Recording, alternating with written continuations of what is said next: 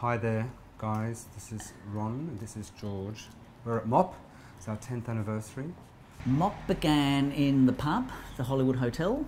We were with friends of ours, Billy Gruner and Kyle Jenkins, discussing the lack of spaces available for all artists to show in Sydney at that time. That was 2002, end of 2002. And it continued for a few months, the idea of opening a space. And we eventually, they actually wanted us to go commercial right at the beginning, but we said we weren't interested in that.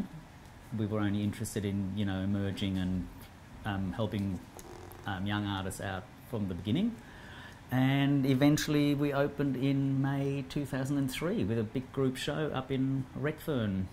On Elizabeth Street. It was really fun actually at that point, finding a space and having it happen. We thought it would last 6 months or a year. Hence MOP Project. But there was such a lack of spaces in Sydney, and we were really getting quite involved with the community that everyone wanted to have a show.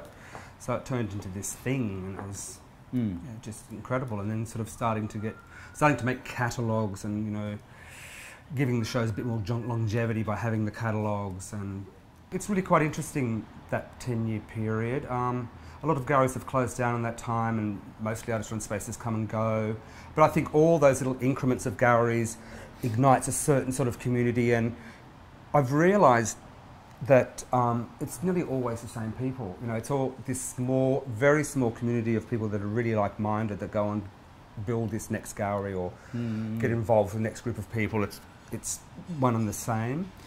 Commercial galleries are different, and it's really nice that, you know, that we now have Amanda with the commercial, and who's a neighbour, and it's just like new. It's like this new blood and this growth from the other. Amanda being with Rosalind, and well, it's quite amazing. What has changed a lot is, I mean, the people we started out with 10, 12 years ago, how many of those people have dropped off?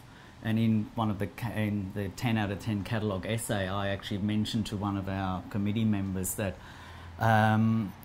and I don't quite know how to put this, but I sort of said that an artist's cycle is about 3 years, and the more 3-year cycles that you actually go through, the more you are established in the art community. So from that 10 years ago, I mean, so many people have dropped off. I mean, you know, they do their 3 years in ARIs and then they don't get further, and you know, they stop. But if you have a 6-year cycle and then a 9-year cycle, it guarantees, I think, an artist a much more guaranteed place in the future. Yeah, it's true. But it's not just about longevity. It's no. about maintaining relevance. Yeah. Oh, absolutely. Well, that's yeah. That's definitely, absolutely. I mean, we've shown over 500 artists, and some, you know, shown several times.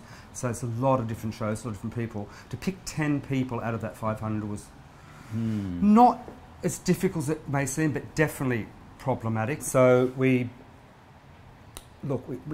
for very many different reasons, this cross-section of people that really have helped us a lot, or their art careers have been really quite phenomenal, considering they had their first show with us. And well, I think in the end it came down that we decided that let's showcase to people what artists can do over a period. You know, I mean, not that everyone wants to just make money or be commercial or move on in that field, but it came down to artists that have had their first or early shows in their career with us, and we just wanted to showcase that, you know, you can move from an artist-run space into a commercial gallery, into institutions, and then museums. And I think all of the artists without copying out at all, you know, you still can be doing the same thing. I mean, Oh, Newell Harry's work still what Newell Harry does. Yeah, it's not he doesn't become, you know, overly commodified just to sell to, you know, Wallara clients. You know, he's true to himself. He's done very, very well. He's a very interesting, very intelligent artist. So, you know, it gives people, or artists, I hope that, you know, yes, we are doing the right thing, and we can make a living and sustain a living out of our practice. That's it.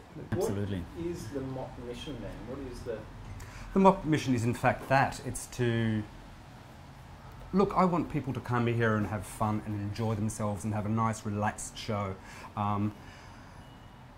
It's good for emerging artists, it's good for artists that have already become successful, just to come in here and just really do what they like. For the idea of having commercial at that point was like too corralled in and too too definite a project about having to look after, say, 10 people and absolutely, like and be a real business. It wasn't for that. It was for us to actually all curate shows and have shows in ourselves and, you know, do all of that, you know, in a fun way. You know, it needs to be fun. But it was a platform for yourself and Like Billy myself. and Carl and Yep. all of the others involved. Whereas had it been a commercial gallery, that would have been sort of the wrong thing to have done. And Yeah, no. but I'm quite happy 10 years down the track now to have Pom Pom and be doing that. I think it's only a natural progression for us. Our original intention was to take more into a institutional sort of art space type thing and have studios and blah, blah, blah. But the funding bodies didn't seem interested in that. And, you know, I certainly wasn't going to do any more work for nothing. So we thought, oh, well, we'll go commercial and just take only MOP artists really a bit further along, not just sort of pick anyone. Well, that was an interesting process in itself anyway, because, I mean, we were approached by a lot of unrepresented artists, you know, people who did want to have a gallery in Sydney. It was a big decision to then decide to just take on artists that have shown with MOP. Yeah. And I think it's paid off very well because, I mean, we still think of it as, well, just an extension of MOP. It's just that now that we are responsible for these artists. And that's actually been one of the difficult points with changing to a commercial gallery because, as you said, we just wanted to have fun. I mean, that sounds a little bit too loose. What's interesting with a commercial gallery is, and I don't want people to take this the wrong way, with MOP it's quite relaxed and I really want people to do anything they like. But with Pom Pom we do need to crack the whip a bit, and it's sort of like, you know, it is about a totally different entity. It really is about sort of selling the product and not that we're going to compromise and, you know, give in to the thing, but it needs to definitely have a different sort of parameter. Well, it's like I said to that curator just before, because she asked me, you know, why do you think your shows are successful at MOP? And I said, because we actually want artists, curators, to do exactly what they want at MOP. Be as experimental as they like, because that's why I think we've had interesting shows. If you restrict an artist or a curator in what they want to do, you're not going to get the true show that they intended. You're not. Whereas with Pom Pom, it was difficult at the beginning to actually have to say to certain artists, no, we don't want this, or you have to do that. And we still try not to do that. Yeah. And hence, 10 years ago, that was totally out of the question. Well, hence, the thing is we have a gallery where you can be as experimental as you want to. And I feel with the commercial gallery, it's a different challenge. I know that myself. I've shown in commercial galleries, and it's a different challenge altogether. It's a really interesting challenge to make this work viable for sale, and rather than just being in a... or just being in an artist-run space where you can do what you like, you know. Look, the great thing has been that, you know, we have had some great shows by artists who are represented in commercial galleries. The thing with that is, and what I've enjoyed about their shows, like for instance, Adam Cullen's done 2 shows with us in the past. Those artists still want to be experimental. I mean, they still want to do what they feel like doing. Their commercial galleries actually don't want them to do that. And hence the problem again with Pom Pom and, you know, artists wanting to be too experimental in a commercial gallery. It's great that these places, galleries exist so that artists can still be experimental. Of course. I think out of all the artists that have shown at MOP, at least 20, 25 of them have become very successful.